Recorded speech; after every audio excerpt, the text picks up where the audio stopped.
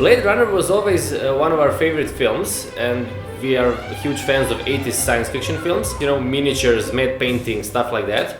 And we wanted to do slice of life in the same way as they did the films in the 80s.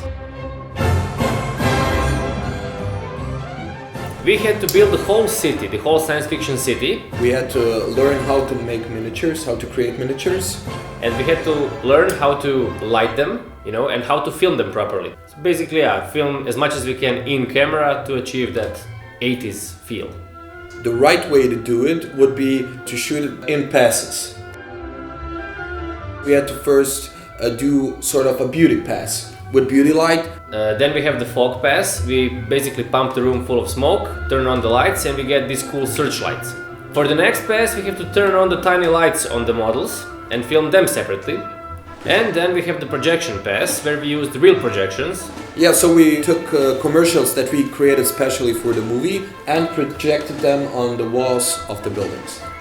For the passes we used motion control, and we always set the camera from point A to point B, and in the end we connected all those passes and we sort of composed them into one shot. It gives us much more creative control in the post-production. You know, we can turn some lights brighter, we can dim some lights, and also that's how they did it in the 80s.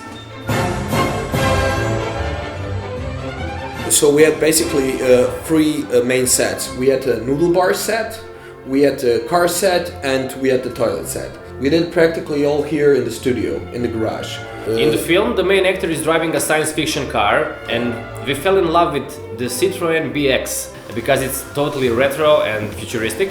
We took out the passenger seat, and on that place we put all kinds of monitors and all kinds of blinking lights and random stuff made from junk, basically.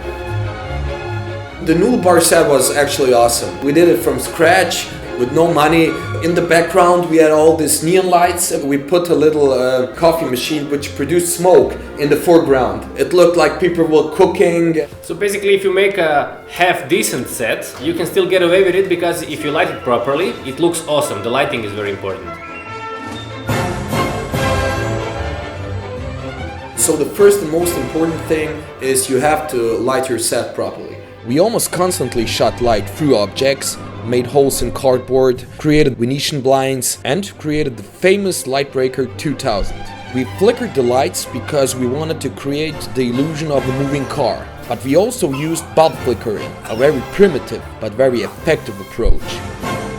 We constantly moved our lights to create the illusion of a living and breathing city existing outside of our set. Second thing is use lots of textures, pump in lots of fog, use smoke, wet the floors, wet the actors, wet yourself if you're hot.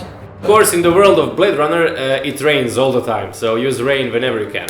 We even used the rain in the interior shots. At one moment a gun fires and hits the pipe in the wall, and water starts sprinkling all over just to give us excuse to put some interest in the Yeah, because it really gives you this sort of filmic feel. And we learned that from Ridley Scott. Yeah, we learned that from Ridley Scott. The third point would definitely be your camera. And in our case, it was the Blackmagic 4K production camera. It had a unique film look, great color science, and the 4K resolution enabled us to capture lots of details. And of course, it had great dynamic range. And the most important thing was we could afford it. Yeah. You have to film everything right, you have to get all the steps before that right, but then the color correction can definitely make this huge difference.